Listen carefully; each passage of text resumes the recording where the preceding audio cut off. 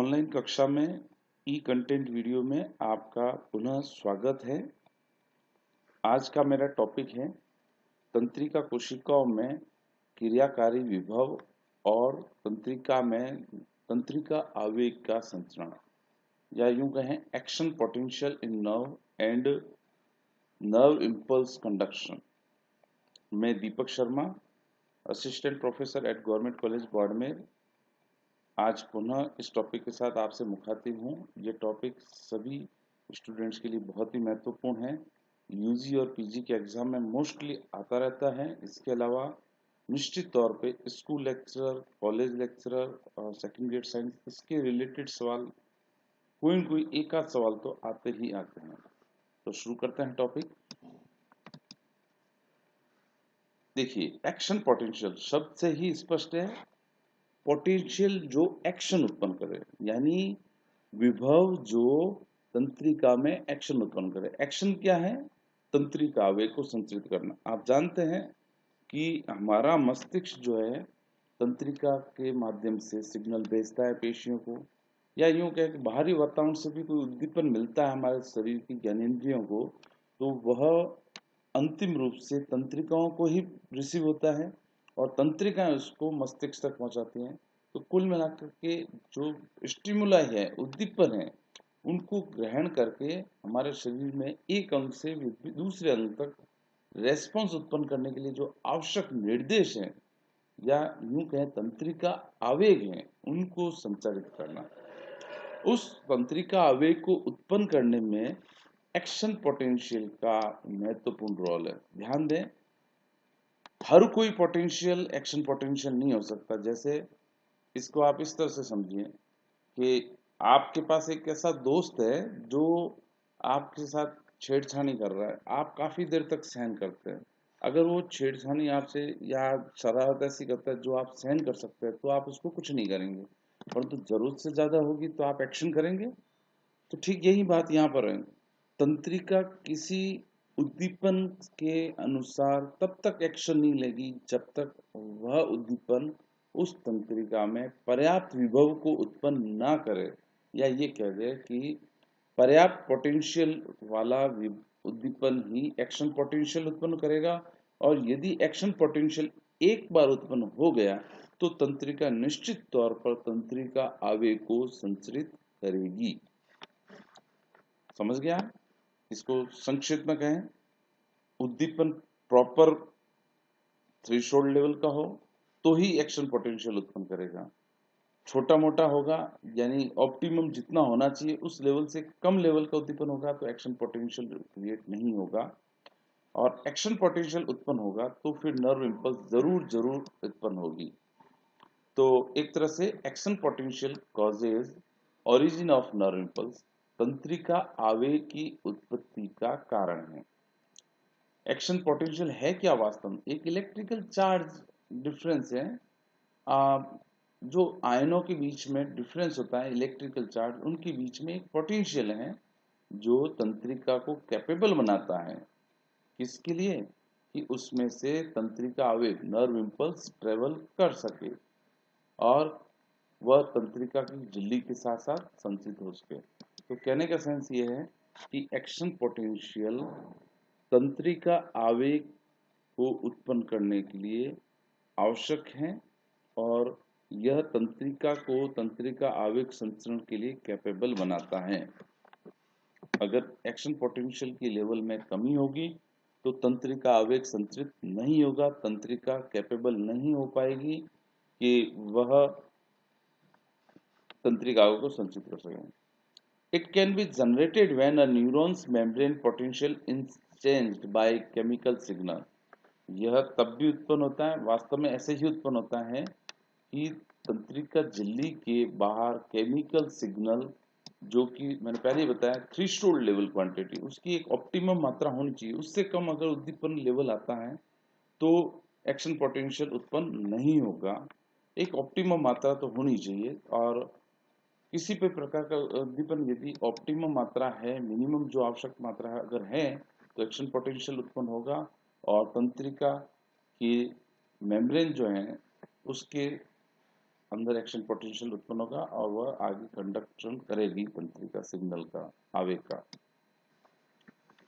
अब बात आती है फेजेस ऑफ एक्शन पोटेंशियल। ये क्रियाकारी विभव का विभिन्न अवस्थाएं कौन कौन सी हैं, संक्षिप्त में अपन देख रहे हैं। इन अवस्थाओं के नाम आप याद कर लें, ये बहुत ही महत्वपूर्ण है। एक्शन पोटेंशियल और nerve impulse conduction, very important topic, आपके एग्जाम में आएंगे आएंगे और पक्के आएंगे। रेस्टिंग पोटेंशियल, जब कोशिका विश्राम अवस्था में होती है उस समय विश्राम अवस्था का विभव।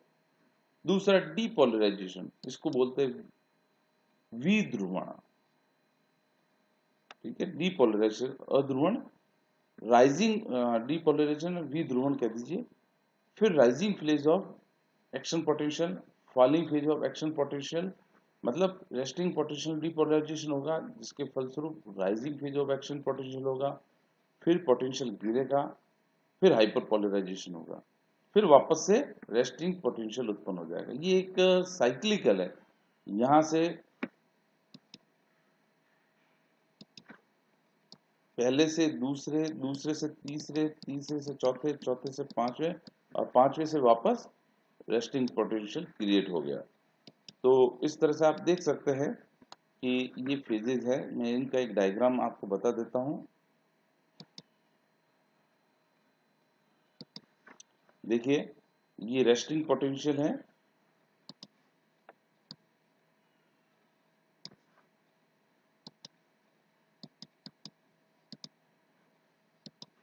ये रेस्टिंग अवस्था है, आप देख सकते हैं। इसके ऊपर ये राइजिंग फेज है जिसमें पोटेंशियल बढ़ रहा है, बढ़ कैसा रहा है, प्लस की ओर जा रहा है, ठीक है। उसके बाद में फॉलिंग फेज है, और फॉलिंग फेज के बाद में आप यहाँ पे देख सकते हैं कि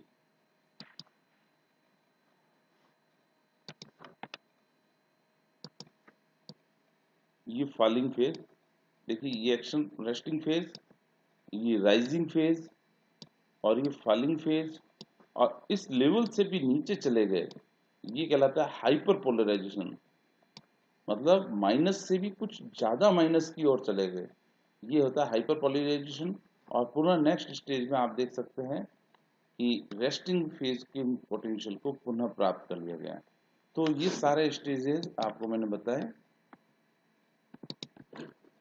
यहाँ पे आगे देखते हैं अपन, इस पूरे एक्शन पोटेंशियल के फेज में तीन प्रोटीन महत्वपूर्ण है जो कि ट्रांसमेम्ब्रेन है। ट्रांसमेम्ब्रेन मतलब तंत्रिका झिल्ली के आर पार, ये तीन प्रोटीन है। सोडियम पोटेशियम पंप जो कि एटीपी की एनर्जी का उपयोग करता है, इसका प्रमुख कार्य है रेस्टिंग पोटेंशियल को एस्टेब्लिश करना, ब्रिंग्स रेस्टिंग पोटेंशियल।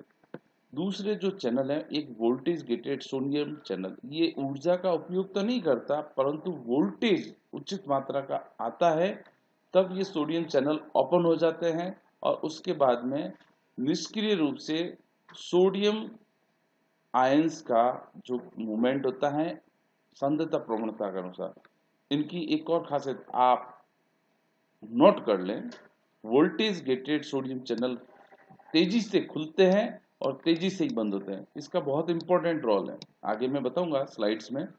दूसरे हैं वोल्टेज गेटेड पोटेंशियल चैनल, ये भी वोल्टेज उचित मात्रा मिलने पर खुल जाते हैं, जो भी थोड़ा बहुत फ्लक्चुएशन जितना आवश्यक है वोल्टेज में इतना हो जाता है तो ये खुल जाएंगे, परंतु इनकी खासियत है इसके विपरीत ये धीरे धीरे खुलते हैं और धीरे धीरे ही बंद होते हैं। और इसी के ऊपर इन तीन प्रोटीन के कारण ही ये सारी स्टेजेस बनती हैं। कैसे बनती हैं हम आगे देखते हैं।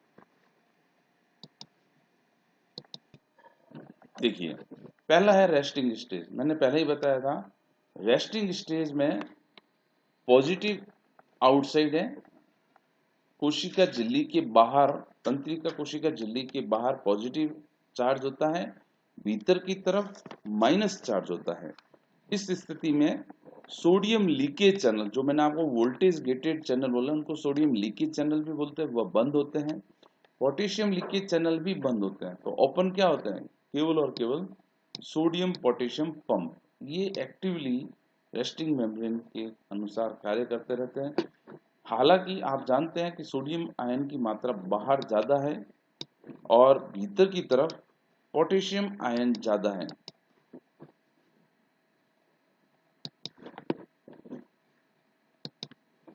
भीतर या बाहर सोडियम ज्यादा है, भीतर पोटेशियम।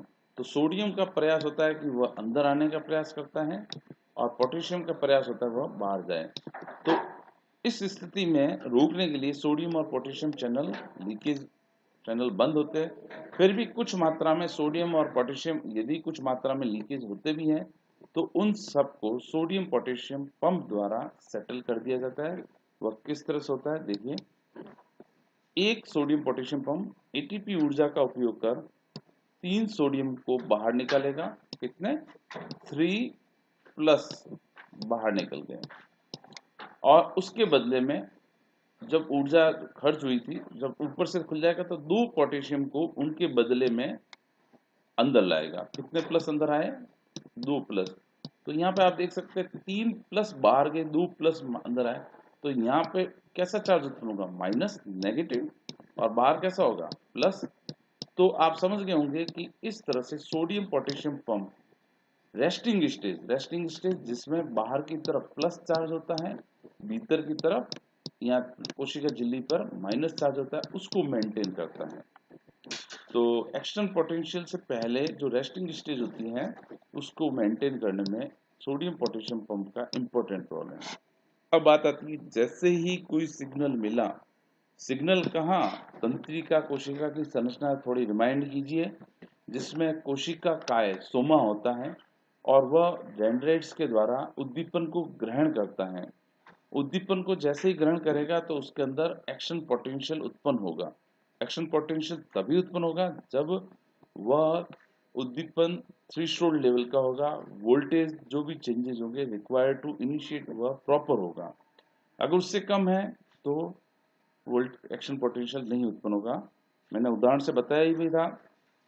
आपकी सहनशीलता की सीमा तक यदि कोई साथी परेशान करता है तो आप उसको कुछ नहीं करेंगे, परंतु जैसे ही आपकी थ्रेशोल्ड लेवल जो सहन करने की क्षमता है उससे जैसे ही ज्यादा कोई अगर आपके साथ शरारत करे तो आप रेस्पॉन्स देंगे। तो नर्व भी इसी प्रकार से रेस्पॉन्स देती है। एक और बात है ऑल और नन। यहाँ पे मैंने बताया कि प्रॉपर एक्शन पोटेंशियल उत्पन्न होने के लिए प्रॉपर उद्दीपन होगा। यदि उद्दीपन नहीं मिलता है तो प्रॉपर नहीं मिलता है तो एक्शन पोटेंशियल उत्पन्न नहीं होगा, नर्व इंपल्स नहीं होगी। कहने का सेंस है या तो तंत्रिका सिग्नल भेजेगी या नहीं भेजेगी, बीच की स्थिति कुछ नहीं, आधा अधूरा कुछ नहीं। यहाँ पे आप देख सकते हैं न्यूरॉन ऑल और नन प्रिंसिपल पे काम करते हैं।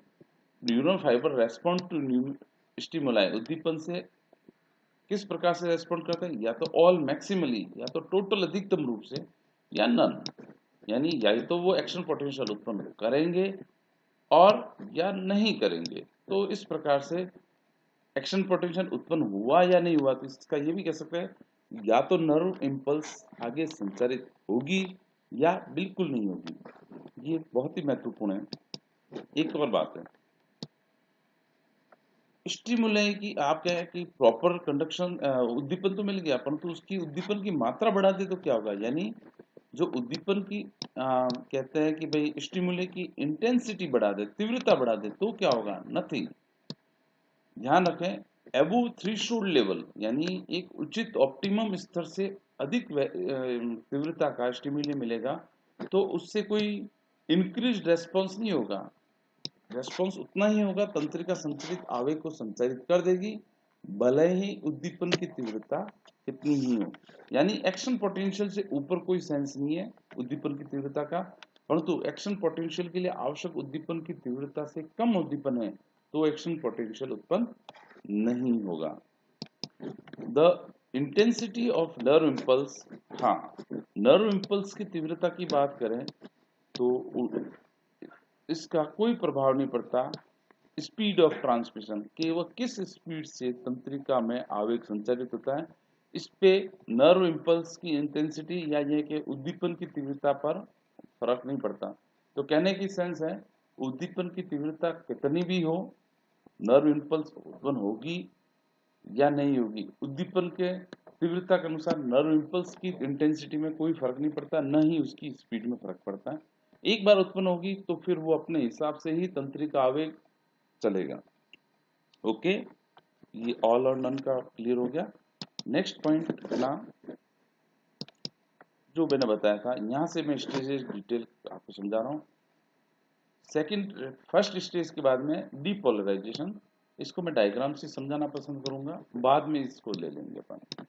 थर्ड रिपोलराइजेशन, और फोर्थ जो है हाइपरपोलराइजेशन, विध्रुवण, पुनर्ध्रुवण और हाइपरपोलराइजेशन, अति ध्रुवण, ये 4 वर्ड। और उसके बाद में पुनः कौन सा स्टेज आएगा, रेस्टिंग मेम्ब्रेन पोटेंशियल। तो मैं इस चीज को डायग्राम से बताना चाहूंगा, आप देखिए। ये एक्शन पोटेंशियल का ग्राफ बना हुआ है। तंत्रिका के अंदर से बाहर की ओर चूंकि नेगेटिव चार्ज है, तो यहाँ पर लगभग -80 के करीब ये, -90 के करीब ये है, और ये पोटेंशियल डीपोलराइजेशन है, और यहाँ पे रिपोलराइजेशन है, और यहाँ पे पुनः ये जो पॉइंट है वह हाइपर पोलराइजेशन का है, जो रिपोलराइजेशन के बाद में है। तो क्या चेंजेस होते हैं देखिए। रेस्टिंग स्टेज में बाहर कैसा चार्ज है, प्लस, और भीतर कैसा है, माइनस। ठीक है, बाहर प्लस क्यों ज्यादा है, क्योंकि बाहर की तरफ सोडियम आयन का ज्यादा मात्रा होती है, भीतर की ओर पोटेशियम का मात्रा कम होती है। इसके भी साथ साथ जो सोडियम पोटेशियम पंप है, मैंने आपको बताया था 3 सोडियम बाहर निकालेगा, बदले में 2 पोटेशियम को अंदर लेता है, तो ओवरऑल धीरे धीरे अंदर माइनस चार्ज इकट्ठा होगा। डीपोलराइजेशन, विध्रुवण की अवस्था, विध्रुवण की अवस्था में क्या होगा, सोडियम तेजी से अंदर आ रहे हैं, तेजी से, क्योंकि बाहर सोडियम, ये जो क्यों होता है, ये अंदर कैसे आते हैं, ये आगे की स्लाइड में बताएंगे। जैसे ही तेजी से अंदर आएंगे तो अंदर का चार्ज जो है वह प्लस में कन्वर्ट हो गया, और प्लस में कन्वर्ट होने और बाहर माइनस हो जाने की अवस्था को क्या कहते हैं, विध्रुवण। यहाँ पे चार्ज उलट गया, ध्यान दिए, अंदर वाला बाहर और बाहर वाला अंदर। Next stage repolarisation. रिपोलराइजेशन में क्या होता है, पुनः बाहर की ओर प्लस हो जाता है, भीतर माइनस होता है। पर यहाँ पे किसका रोल है, यहाँ पे इंपॉर्टेंट रोल है पोटेशियम आयन बाहर जाते हैं। तो यहाँ पे समझ गए होंगे, इस स्थिति में सोडियम अंदर आ रहे हैं, इसका मतलब सोडियम चैनल, लीकेज चैनल खुलते हैं तेजी से अंदर आने के लिए। यहाँ पोटेशियम बाहर जा रहे हैं, तो इस स्थिति में कौन से channel, voltage gated potassium channel खुलते हैं। और रेस्टिंग स्टेज में कौन फंक्शन करता है, sodium potassium pump. Sodium potassium pump यहाँ पे भी काम करता है, परंतु उसकी स्पीड से ज्यादा सामान्य विस्तरण तेज होता है, इसलिए यहाँ पे sodium potassium pump depolarisation and repolarisation अवस्था में ज्यादा प्रभावी नहीं होता है, क्योंकि एक तो वो पंप एनर्जी खर्च करके करते हैं, और ये सीधे ही ओपन हो जाते हैं ताकि सीधे आयन अंदर आए। हाइपरपोलराइजेशन क्यों होता है, आगे बताएंगे। और इसके बाद में सोडियम पोटेशियम पंप द्वारा, यहाँ पे मैंने बताया सोडियम पोटेशियम पंप जो है 3 सोडियम को बाहर भेजेगा और 2 को अंदर लेगा, तो वापस से ये स्टेज रिपीट हो जाएगी, रेस्टिंग अवस्था में आ जाएगी। ओके, अब यहाँ से मैंने ये बता दिया सोडियम आयन ज्यादा कम बाहर, ये ऐसा क्यों होता है, तो वो देखिए इस चार्ट से समझते हैं अपन, डायग्राम से देखिए। रेस्टिंग अवस्था में आपको मैंने पहले ही बता दिया था, केवल और केवल सोडियम पोटेशियम पंप प्रभावी होता है, जो 3 सोडियम को बाहर निकालता है, 2 सोडियम को अंदर लेता है। इसलिए यह अंदर भीतर की ओर माइनस चार्ज करीबन -70 मिली वोल्ट के करीब रहता है, 70 to 80 मिली वोल्ट, और बाहर की तरफ प्लस चार्ज रहता है। तो कुल मिला के माइनस, अंदर से बाहर की ओर -70 या 80 मिली वोल्ट होते हैं। ये है रेस्टिंग अवस्था, कहाँ तक, 1 का नंबर। अब नेक्स्ट स्टेज में जो दूसरी है, अब क्या होगा, जैसे ही कोई उद्दीपन मिला, तंत्रिका कोशिका के सोमा में उद्दीपन मिला, एक्शन पोटेंशियल उत्पन्न हुआ, तो एक्शन पोटेंशियल के सेकंड स्टेज में रेस्टिंग अवस्था के अंदर डीपोलराइजेशन होगा। डीपोलराइजेशन यानी जो अवस्था माइनस है अंदर की ओर, कोशिका के भीतर माइनस था वह, और बाहर की तरफ प्लस था, ये अवस्था उलट गई, ये ध्रुवण अवस्था कहलाती है। और इसके अंदर चेंजेस आएंगे तो इसको कहते हैं विध्रुवण अवस्था, यानी भीतर कैसा होगा, बाहर माइनस और प्लस कैसा हो जाएगा, सॉरी हाँ भीतर प्लस हो जाएगा। ये क्यों होगा, क्योंकि सोडियम जो चैनल है ये तेजी से खुलते हैं, समझ गए, यहाँ पर सोडियम चैनल तेजी से खुलते हैं, जैसे ही सिग्नल मिला तेजी से खुले, और तेजी से खुलने के कारण सोडियम आयन भी तेजी से उसके अंदर आएंगे, और जैसे ही सोडियम आयन अंदर आएंगे, ध्यान दें यहाँ पे पोटेशियम अंदर से बाहर नहीं जा सकते, जो कोशिका के अंदर पोटेशियम थे वो बाहर नहीं गए, केवल जो बाहर से प्लस ज्यादा थे सोडियम वो अंदर आ गए, तो अंदर बाहर से अंदर प्लस ज्यादा आ गए तो बाहर क्या बच गया, माइनस, और भीतर क्या हो गया, प्लस। इसको कहते हैं डीपोलराइजेशन। क्या बोलते हैं इसको, डीपोलराइजेशन, विध्रुवण। इसको संक्षिप्त में शब्दों में वापस समझें। रेस्टिंग अवस्था में माइनस चार्ज भीतर की ओर होता है, बाहर प्लस होता है। रेस्टिंग अवस्था में सोडियम आयन कोशिका के बाहर ज्यादा होते हैं, जबकि पोटेशियम आयन कोशिका के अंदर की ओर ज्यादा होते हैं। यानी सांद्रता प्रवणता सोडियम की होती है बाहर से अंदर, यानी कोशिका के अंदर की ओर, जबकि पोटेशियम की प्रवणता होती है अंदर से बाहर की ओर। जैसे ही लीकेज चैनल सोडियम चैनल खुलेगा तो केवल और केवल सोडियम जो कि बाहर है ज्यादा, वह बाहर से भीतर आएगा, तो अंदर की जो माइनस चार्ज को वह प्लस में बदल देगा और बाहर के चार्ज को माइनस में बदल देगा, क्योंकि बाहर से प्लस अंदर आ गए तो पीछे क्या बचा, माइनस। ये अवस्था डीपोलराइजेशन है। ओके, नेक्स्ट स्टेज है रीपोलराइजेशन। अब मैंने पहले ही बताया था कि दो चीजें नोट कर लो, सोडियम चैनल जो है वोल्टेज वह तेज है, तेजी से खुलते हैं, तेजी से बंद हो गए। इस अवस्था में सोडियम चैनल तेजी से खुले, यहाँ पर तेजी से बंद हो गए। अब आगे क्या है, जैसे ही सोडियम चैनल बंद होने वाले होते हैं उसी समय जो पोटेशियम चैनल है उसी विभव के कारण, जिसके कारण सोडियम चैनल खुले थे, तो ये मैंने पहले बताया था पोटेशियम चैनल कैसे धीरे धीरे खुलते हैं, धीरे धीरे बंद होते हैं। तो सोडियम चैनल तो तेजी से खुल के बंद हो गए, परंतु इसके बंद होने के दौरान पोटेशियम चैनल यहाँ से धीरे धीरे खुलना शुरू हुए थे, परंतु पूरी तरह से कहाँ खुले, इस पीक पर। यानी पीक पर खुलने से सोडियम चैनल इस अवस्था में बंद हो गए, यानी सोडियम बाहर से अंदर आना स्टॉप। आप ध्यान दें, डीपोलराइजेशन अवस्था में अभी भीतर कौन सा चार्ज है, प्लस, और बाहर की तरफ कैसा चार्ज है, माइनस।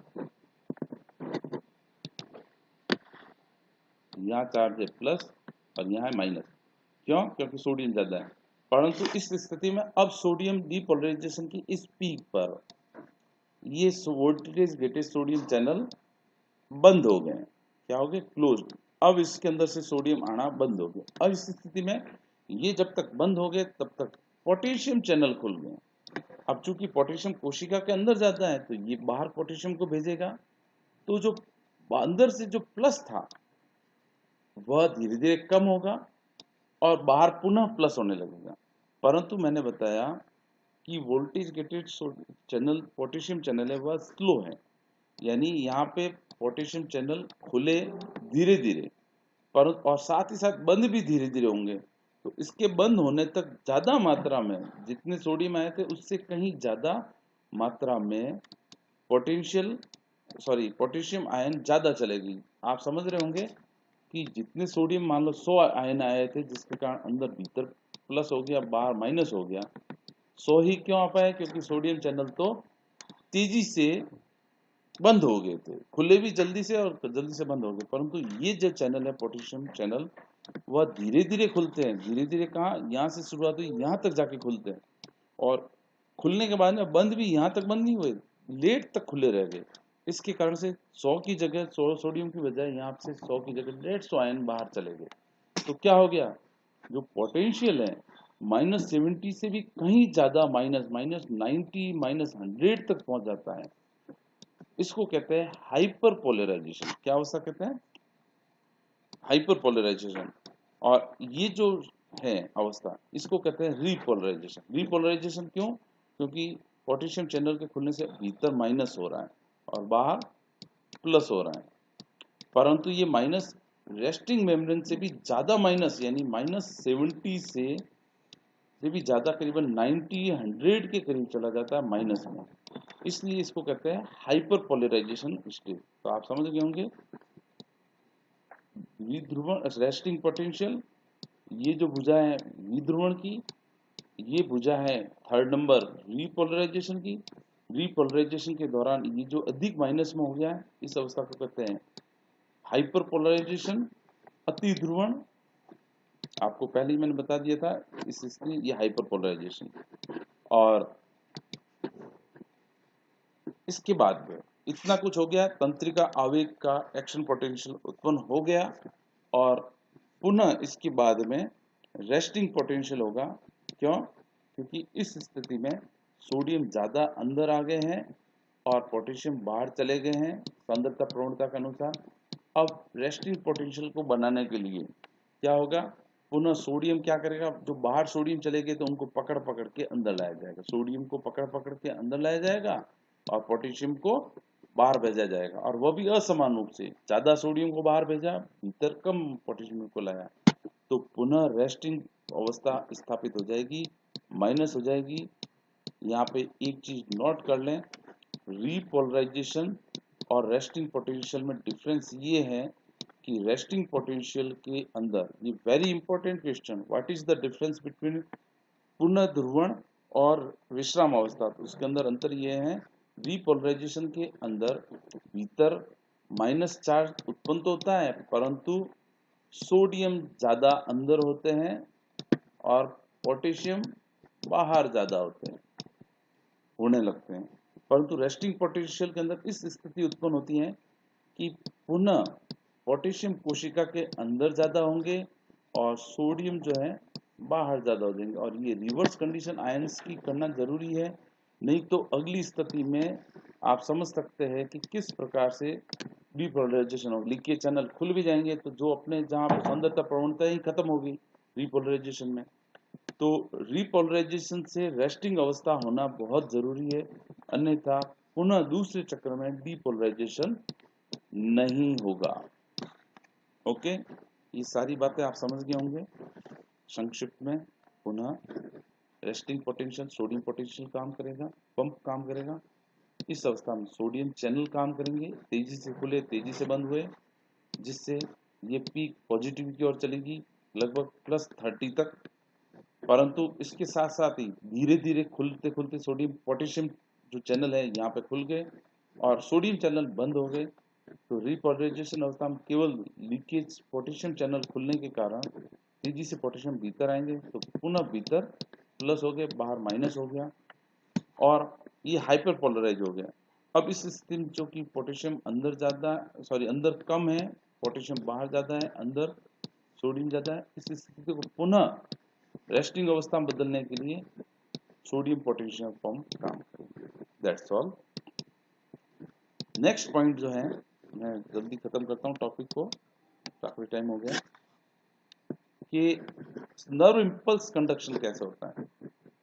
यहाँ पे देखें, ये एक एक्शन पोटेंशियल मिला, यहाँ पे डीपोलराइजेशन विध्रुवण हुआ, भीतर प्लस बाहर माइनस। कैसे हुआ ये मैंने आपको पिछली स्लाइडों में बता दिया, और ये कंडक्शन दोनों दिशाओं में जाएगा। क्योंकि सोमा कोशिका काय से उत्पन्न हुआ है, तो उसके आगे एक ही दिशा बचती है एक्सोन की ओर। यदि एक्सोन के बीच में अगर सोमा है, यानी यूनी डायरेक्शनल वाला नहीं है, डाई डायरेक्शनल वाला अगर तंत्रिका है, तो वो दोनों तरफ मूवमेंट करेगी, और तंत्रिका का आवेग डीपोलराइजेशन इस तरफ भी चलेगा। आगे आगे सोडियम चैनल खुलते जाएंगे, डीपोलराइजेशन चलता रहेगा, और पीछे रीपोलराइजेशन होगा। यहाँ पे आप समझे, ये रेस्टिंग पोटेंशियल है, रेस्टिंग अवस्था है, ये डीपोलराइजेशन है, और यहाँ पर पुनर्ध्रुवण रीपोलराइजेशन है। ये रेस्टिंग है, यहाँ पे रेस्टिंग, ये पोलराइज्ड डीपोलराइज्ड अवस्था, और ये रीपोलराइज अवस्था।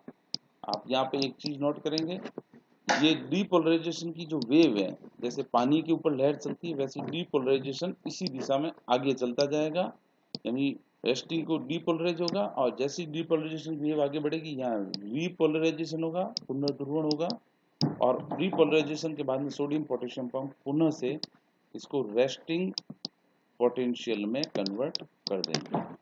तो ये एक चक्र है जो सबसे पहले रेस्टिंग अवस्था, फिर डीपोलराइजेशन अवस्था, डीपोलराइजेशन के बाद में वेव में पुनः रीपोलराइजेशन होगा और पुनः रेस्टिंग पोटेंशियल को प्राप्त किया जाएगा। यहाँ पे एक और तंत्रिका आवेग का संचरण का टॉपिक भी है। तंत्रिका आवेग का संचरण दो प्रकार से होता है, एक तो सतत होता है जो मैंने आपको इस डायग्राम बताया, ये सतत प्रकार का, किसी भी प्रकार का अवरोध नहीं है, तंत्रिका झिल्ली के साथ साथ कंडक्शन चलता रहता है, परंतु कुछ विशेष प्रकार की तंत्रिका जिनके अंदर माइलिन शेद होती है, माइलिन शेद के बीच बीच में रेनवियर की नोड होती है। इस रेनवियर की नोड में मैं आपको ढंग से दिखाता हूँ जूम करके, यहाँ पे किसी भी प्रकार की माइलिन आच्छाद नहीं है, यहाँ पे माइलिन आच्छाद लगी हुई बीच बीच में, ऐसे स्थान है जहां पर माइलिन आच्छाद नहीं है। माइलिन आच्छाद क्या करती है, आवेश के संचरण को रोकती है, एक प्रकार से इलेक्ट्रिक इंसुलेटर का काम करती है। तो इसमें क्या होगा,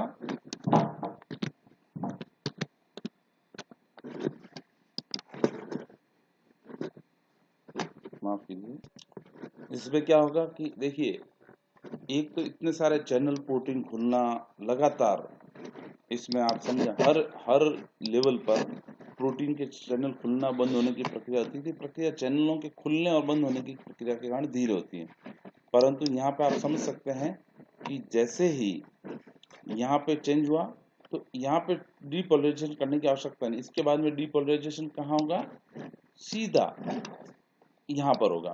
तो यहाँ पे साल्टेटरी करीब यानी कूद कूद के तंत्रिका आवेग का संचरण होगा, यहाँ से यहाँ, यहाँ से यहाँ। इस साल्टेटरी के कारण क्या होगा, तंत्रिका आवेग की जो संचरण की स्पीड है बढ़ जाएगी, यानी माइलिन शेद के कारण कंटिन्यूअस कंडक्शन की तुलना में तंत्रिका आवेग की संचरण की दर तेज हो जाएगी, यानी नर्व सिग्नल तेजी से आगे प्रेषित होगा। इसमें माइलिन शेद और माइलिन शेद के बीच में रेनवियर नोड की भूमिका इंपॉर्टेंट है। ऐसा इसलिए क्योंकि यहाँ पर कम प्रोटीन चैनल को खोलने की आवश्यकता होती है और आवेश आप जानते हैं कि ऑटोमेटिकली चार्ज के रूप में तेजी से मूवमेंट करता है। तो कम प्रोटीन के खुलने और कम प्रोटीनों के जगह उपयोग करने और साथ साथ माइलिन आच्छद में कूद कूद के आवेशों के आयन का मूवमेंट होता है, तो संचरण की स्पीड तेज हो जाएगी। Thank you very much. आपको ये टॉपिक पसंद आया तो लाइक और सब्सक्राइब करें। Thank you very much.